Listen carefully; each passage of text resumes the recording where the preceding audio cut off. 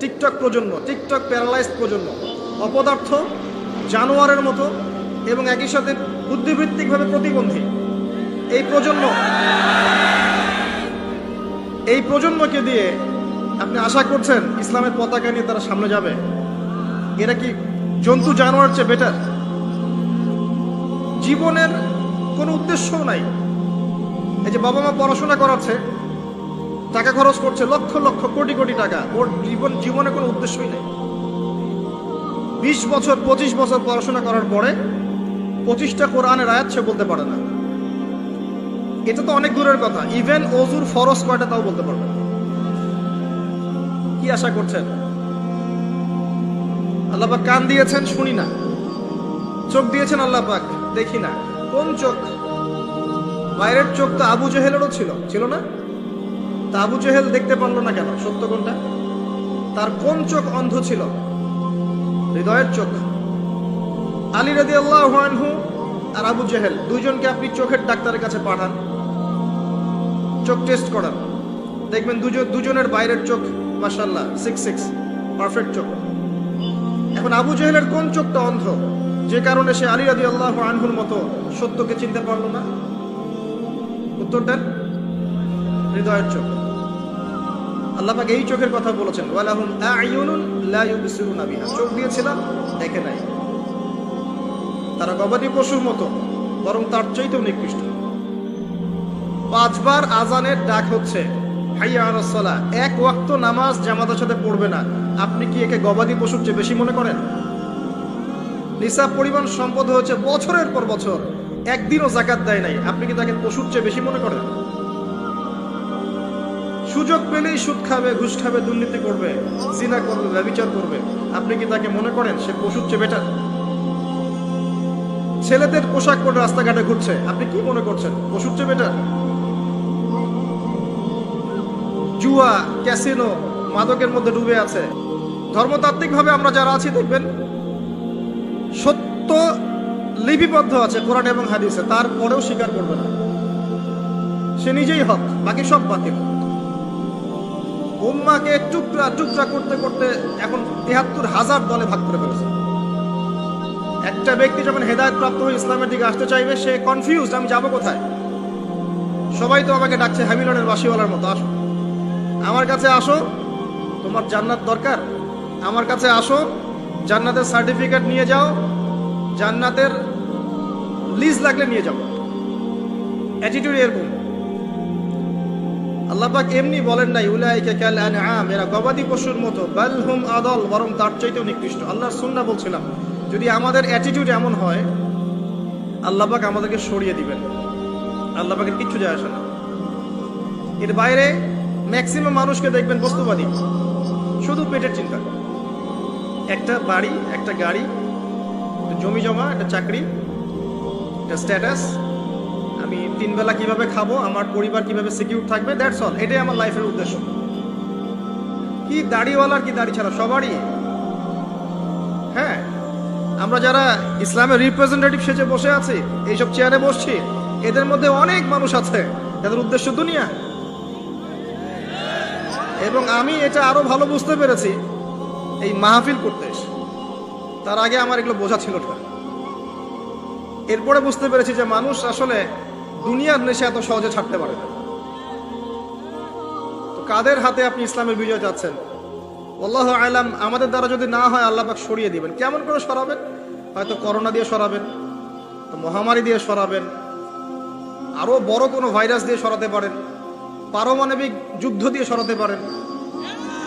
আল্লাহ পাক সরিয়ে দিবেন। আল্লাহ পাকের কোনো প্রয়োজন নাই গবাদি পশু। আমি বলি আপনাকে যে এখানে যে আল্লাহ পাক বলেছেন বেশিরভাগ মানুষকে জাহান্নামের জন্য সৃষ্টি করেছি, তাদের সংখ্যাটা আল্লাহ পাক বলেছেন সূরা সহিহ বুখারীর মধ্যে 4 বার। আল্লাহ পাক বলছেন আদম আলাইহিস সালামকে ডাকা হবে কিয়ামতের মাঠে, তাকে বলা হবে তোমার সন্তানদের মধ্য থেকে জাহান্নামীদেরকে আলাদা করে দাও।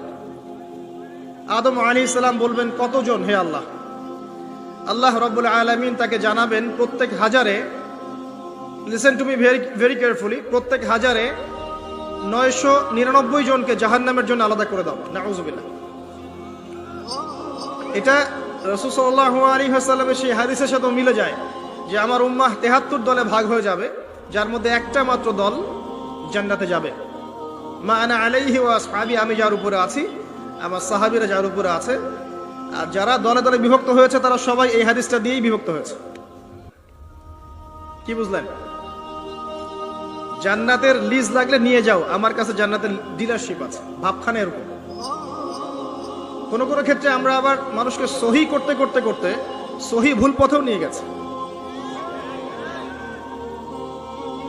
এখানেও সমস্যা আছে, চতুর্দিক থেকে সমস্যা। আপনার ধর্মতাত্ত্বিক দৃষ্টিভঙ্গি দেখেন, পরিবারকে দেখেন, সমাজকে দেখেন, বিশ্বকে দেখেন, প্রতিটা সেক্টরে আপনি দেখবেন অর্থনীতি, ফিতনাময় পরিবেশে আপনি বাস করছেন। এখানে বসে যদি তৃপ্তির ঢেকুর তোলেন যে আমার সব ঠিক আছে, ইনশাল্লাহ আমি মরলেই জান্নাতের সার্টিফিকেট পেয়ে যাব, আমি বিনয়ের সাথে বলবো যে এটা ভুল হচ্ছে, এই চিন্তাটা ভুল হচ্ছে। কিছু প্র্যাকটিক্যাল কাজ আগে করা দরকার ছিল, আমাদের দরকার। তার মধ্যে প্রথমটা হচ্ছে জ্ঞান অর্জন করা। মুসলিম যুবকদের এখন প্রথম কাজ জ্ঞান অর্জন করা। বড় বড় চিন্তা পরে, আগে জ্ঞান অর্জন করেন। ইকরা বিসমি রাব্বিকাল্লাযী খালাক, এই আয়াতের উপর আমল করেন। কি জ্ঞান অর্জন করবেন? যারা মাদ্রাসা লাইনে পড়ছেন পড়তে থাকেন, যারা জেনারেল লাইনে পড়ছেন পড়তে থাকেন। উভয় দিকের যে মেরুকরণ আছে এটাকে আপনাকে হারমোনিয়াসলি কানেক্ট করতে হবে। যেমন কিছু সাবজেক্ট আপনাকে পড়তে হবে, আপনি মাদ্রাসা লাইনেই পড়েন আর জেনারেল লাইনেই পড়েন। প্রথম সাবজেক্ট হচ্ছে আল কোরআন, এর উপরে কোনো জ্ঞান নাই। আল কোরআন, আল কোরআনের মধ্যে আবার কিছু কাজ আছে। আল কোরআনের প্রথমত তেলাওয়াত শিখতে হবে এবং নিয়মিত তেলাওয়াত করতে হবে। আপনি যদি আল কোরআনের নিয়মিত তেলাওয়াত করেন, আপনাকে কেউ বাধা দিবে? আমরা অনেক সময় আঙ্গুল তুলে রাখি উপরের দিকে, কিন্তু যে কাজগুলো আমরা করতে পারি সেগুলোই করি না। আপনি কোরআন চর্চা করেন, কেউ বাধা দিবে? প্রথম সাবজেক্ট আপনার কোরআন, এর তিলাওয়াত। এরপরে হচ্ছে অ্যারাবিক ল্যাঙ্গুয়েজ। অ্যারাবিক ল্যাঙ্গুয়েজের মধ্যে নাহু সরফ শিখতে হবে। মাদ্রাসা যে ক্লাসিক্যাল বইগুলো আছে সরফের এবং নাহুর, এসো আরবি শিখি, আবু তাহের মেজবা শাইখের যে কোর্সগুলো আছে, বরেন ওলামায়ে কেরাম যারা আছেন কওমি মাদ্রাসার এবং যারা অ্যারাবিক সেকশনে খেদমত করছেন, এদের কাছে গিয়ে পড়ে থাকেন, পড়ে থেকে অ্যারাবিকটা শেখেন। অ্যারাবিক শিখলে আপনি কোরআনের অর্থটা বুঝতে পারবেন। আর কোরআনের অর্থ না বুঝলে আল্লাহর নূর আপনার কলবে আসবে না। কোরআনের অর্থ না বুঝলে আল্লাহর নূর কোশ্চিন কালেও আসবে না, আপনি খিদির হতে পারবেন না। এবং এই কোরআন কোনো সাম্প্রদায়িক বই নয়, এটা সবার জন্যে। এই কোরআন সবার জন্য, পুরো মানব জাতির জন্যই, শুধু আমাদের মুসলিমদের অথরিটি না, এটা আমাদের পৈতৃক সম্পত্তি নয়, এটা পুরো মানব জাতির জন্য। এবং কোরআনের সাথে আপনাকে তাফসিরগুলো পড়তে হবে। আপনার কাছে যে তাফসিরটা ভালো মনে হয়, হোক সেটা জালালাইন অথবা মারিফুল কোরআন অথবা ইবনে কাসির, যেটা আপনার কাছে বেস্ট মনে হয় সেটাই পড়েন। আমি এখানে সংকীর্ণ মানসিকতা আর মানহাজ মাযহাবের এই যে বিভক্তি, এগুলো থেকে আপনাদেরকে ঊর্ধ্বে চিন্তা করতে বলছি। এগুলো ঊর্ধ্বে ওঠেন, আপনি পরিপূর্ণ জ্ঞান পাবেন ইনশাআল্লাহ। একটা সম্প্রদায়ের সাথে কানেক্টেড হয়ে থাকলে বাকিদের কাছ থেকে আর জ্ঞান পাবেন না, ফুল স্টপ। আপনি একটা সম্প্রদায়ভুক্ত হয়ে গেলে আপনি বাকিদের থেকে আর জ্ঞান পাবেন না। আপনার কাছে মনে হবে এটাই চূড়ান্ত হক, এর বাইরে কোনো হক নাই।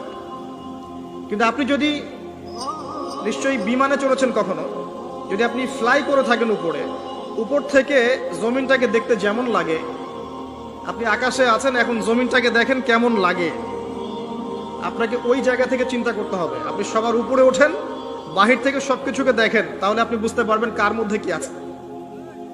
কোন একটা ঢুকে গেলে আর বুঝতে পারবেন না এখানে কি সমস্যা আছে, আপনার চোখের সামনে পর্দা পড়ে যাবে। কথা কি বুঝতে পারেন? আল্লাহ বোঝার তৌফিক দান করুন।